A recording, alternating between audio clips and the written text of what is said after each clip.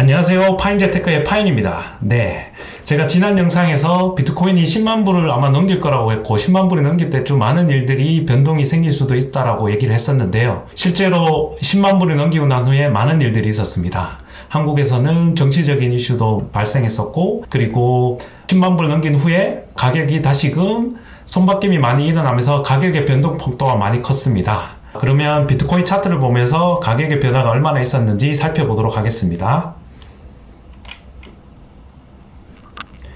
12월 1일 96,000불 향하던 비트코인이 계속 상승을 하다가 드디어 10만 불을 넘겼었고, 비트코인이 10만 불이 되는 시점에서 윗꼬리와 아랫꼬리가 아주 크게 생기면서 많은 손바뀜과 변동성이 있었습니다. 10만 불을 넘기게 되면서 연준의 제롬 파월이 코멘트를 했었습니다. 비트코인은 달러랑 경쟁하는 것이 아니고 금과 경쟁하는 자산이다라고. 그렇게 하면서 비트코인 가격이 영향을 많이 받게 되면서 최대 10만 9천 불까지 갔었습니다. 그리고 FOMC 회의에서 금리 인하 속도 조절론, 매파적 발언으로 인해서 다시금 비트코인은 강한 변동성을 보이면서 현재는 9만 7천 불까지 떨어져 있는 상황입니다. 한국에 있는 업비트 차트를 보면서 조금 더 한국 기준으로 말씀을 드리겠습니다. 한국에 있는 업비트 원화 기준의 차트를 보시면 12월 3일 날 밑꼬리가 아주 길게 떨어져 있는 것을 볼 수 있습니다. 1억 3천만 원 하던 비트코인이 순식간에 약 8천만 원대까지 떨어지게 되었습니다. 이때 정치적 이슈가 불거지면서 사람들이 공포심에서 패닉셀로 모두들 팔기 시작하면서 이런 현상이 나타났었죠. 그래서 가격의 변동폭이 짧은 시간에 굉장히 크게 나왔었고, 이내 다시금 다 회복을 하면서 상승을 하게 되었습니다. 그러다가 지금은 FOMC 이후로 다시금 조정이 오게 되었습니다. 최대 가격에서 보시면 조정이 꼬리가 가장 길게 나왔을 때가 약 10%, 마이너스 10% 정도 됐고, 현재까지 보면 마이너스 한 5.78 정도 조정을 보이고 있습니다. 사실 이 조정은 예전에 비트코인의 가격 변동평을 봤을 때는 아주 약한 수준이죠. 이것은 기존과는 또 다른 의미가 있습니다. 비트코인이 점점 시간이 가면서 디지털 자산으로 인정을 받게 되면서 펀더멘털이 좋아지면서 변동폭도 줄어들고 있다는 것을 알 수 있습니다. 하지만 업비트에서만 8천만 원대까지 떨어진 것은 매우 아쉬운 부분이 있긴 합니다. 비트코인은 디지털 자산이고 안전자산입니다. 그래서 정치적인 이슈로 사람들이 공포에 떨 때 비트코인을 팔려고 하는 게 아니라 비트코인을 샀으면 어땠을까 하는 생각이 듭니다. 중앙 통제가 없기 때문에 오로지 개인이 통제를 할 수 있는 자산입니다. 해외에 있든 어딜 있든 비트코인을 자기 개인 지갑에 넣어두기만 하면은 아무런 제약 없이 오로지 본인이 안전하게 디지털 자산을 소유할 수 있습니다. 지정학적, 정치적 리스크가 커졌을 때는 비트코인을 살 수 있는 기회라고 생각하셨으면 좋겠습니다. 그래서 오늘은 비트코인이 어떤 것인지에 대해서 조금 더 상세히 말씀드리도록 하겠습니다. 제가 준비한 비트코인에 대한 슬라이드입니다. 비트코인은 디지털 자산입니다. 한마디로 디지털 금입니다. 금은 현물에서 존재하는 금뿐 아니라 디지털상에서도 금이 있다라고 생각을 하시면 편합니다. 하지만 그전에는 디지털상의 금은 그 가치를 인정받지 못했습니다. 왜냐하면 디지털상에서는 복사가 너무나 쉽게 이루어질 수 있습니다. 예를 들어서 제가 휴대폰으로 사진을 한 장 찍었다고 칩시다. 그 사진을 마음에 들면 제 와이프에게 보내줄 수 있고, 그것을 본 와이프가 마음에 들면 그 사진을 바로 복사할 수 있습니다. 그렇게 디지털상에 있는 그림은 그 가치가 복사가 무한히 할 수 있다는 것 때문에 그 가치를 인정받지 못했습니다. 하지만 비트코인은 오로지 소유를 할 수 있기 때문에 디지털 금으로 그 가치를 인정받게 됩니다. 그래서 사토시 나카모토라는 익명의 개발자는 디지털상에서 더 이상 중앙의 개입 없이 디지털상에서도 그 가치를 개인과 개인끼리 가치를 인정받을 수 있는 캐시 시스템을 개발을 했고, 그것이 바로 현재 우리가 인정을 하고 있는 비트코인입니다. 비트코인은 2009년에 처음으로 생성되었습니다. 현재까지 15년이라는 기간 동안 디지털상에서 문제없이 살아남았습니다. 디지털상에서는 사람들이 직접 보고 있지 않기 때문에 더욱더 가혹하고 어찌 보면은 너무도 무례한 일들이 많이 일어날 수 있는 공간에서도 안정적으로 시스템을 유지를 했기 때문에 자산으로 인정을 받게 되었습니다. 그래서 2024년 1월에 미국에서 비트코인 ETF를 승인했습니다. ETF는 상장지수 펀드입니다. 주식에 상장되어 있다고 보시면 됩니다. 비트코인을 직접 구매하지 않더라도 비트코인 ETF를 통해서 주식처럼 비트코인도 사고 팔 수 있다고 생각을 하시면 되겠습니다. 비트코인 ETF를 통해서 간접적으로도 비트코인 투자를 할 수 있다는 의미이고 주식과 똑같이 상장되어 있기 때문에 자산으로서 인정을 받았다는 의미이기도 합니다. 비트코인의 약자는 BTC이고 그리고 비트코인은 현재 가격이 약 1억 4천에서 5천만 수준인데 이것을 비트코인 한 개를 이 돈으로 사지 않아도 됩니다. 비트코인은 소수점 8개짜리까지 쪼개어서 구매가 가능합니다. 제일 마지막에 있는 8번째 자리를 우리는 개발자의 이름을 따서 1사토시라고 부릅니다. 그래서 한국에 있는 업비트 혹은 빗썸이라는 거래소를 이용해서 비트코인을 구매할 때 1사토시를 살 수 있고 최소 금액 5,000원부터 살 수 있으니 조금씩 사모으기를 권장드립니다. 그리고 비트코인의 핵심은 블록체인 기술입니다. 블록체인 기술이 있기 때문에 온전히 디지털 상에서도 중복, 이중지불에 대한 문제없이 자산으로 인정받을 수 있는 기술이 이것이고 비트코인을 유지하기 위해서는 비트코인 네트워크가 필요합니다. 디지털 상에 있는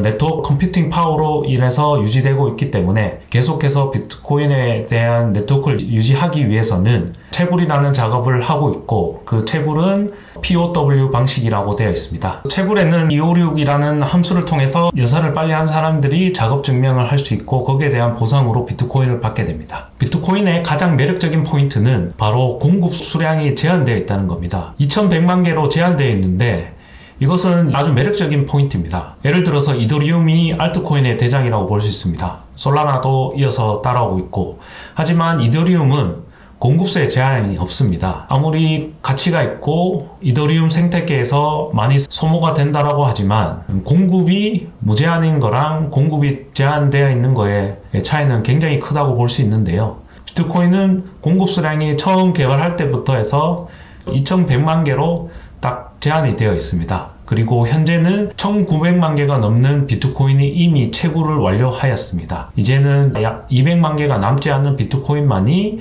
앞으로 더 추가적으로 생성될 수 있고 그로 인해서 공급은 제한되어 있고 현재는 개인뿐만 아니라 미국 ETF 기업들 세계 여러 나라에서도 비트코인을 비축하려고 하는 움직임이 생기면서 비트코인에 대한 수요는 더 많이 늘어날 것 같습니다. 공급은 제한되어 있고 수요는 증가하는 것에서의 비트코인의 가치는 당연히 올라갈 거라고 생각합니다. 그리고 비트코인은 인플레이션 해지를 위해서 반감기라는 것을 두었습니다. 약 4년에 한 번씩 반감기가 도래하게 됩니다. 일정 수량의 비트코인이 공급될 때마다 채굴을 통해서 받을 수 있는 비트코인의 숫자가 반으로 줄어들게 되어 있고 현재는 4번째 반감기를 거치면서 채굴을 통해서 비트코인을 받을 수 있는 보상은 3.125개로 줄었습니다.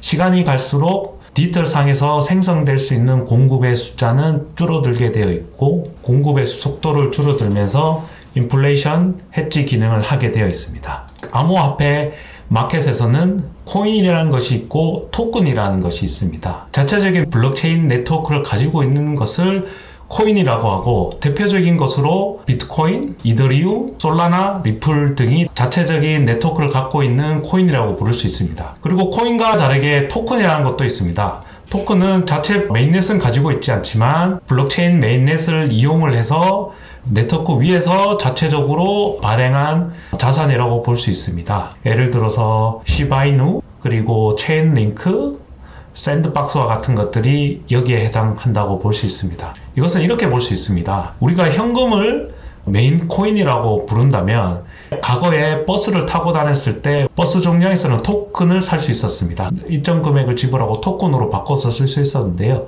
그것은 버스를 탈 때만 살 수 있기 때문에 토큰이라고 불렀습니다. 이렇듯 코인에서도 그 자체적인 현금처럼 쓸 수 있는 메인넷을 갖고 있는 코인이 있고 그 코인 위에서 현금을 바꾸어서 특정한 네트워크에서만 쓸 수 있게끔 만들어져 있는 것이 토큰입니다. 그래서 토큰의 대표적인 게 민코인인 시바이누가 있고 연결 플랫폼인 체인링크 그리고 게임과 관련되어 있는 샌드박스, 유니 등이 있습니다. 네, 이렇게 비트코인의 가격이 변동폭이 커지고 사람들의 심리가 흔들리고 경제적인 그리고 영향력 있는 사람들의 상황에 따라서 비트코인의 가격은 많이 변동될 수 있고 이럴 때마다 비트코인이 어떠한 것인지를 이해하고 지금이 비트코인을 투자하기에 좋은 찬스인지 아니면 지금은 조심해야 되는 상태인지를 본인이 스스로 판단을 할 수 있을 거라고 생각합니다. 이것뿐만 아니라 비트코인 관련해서는 정보를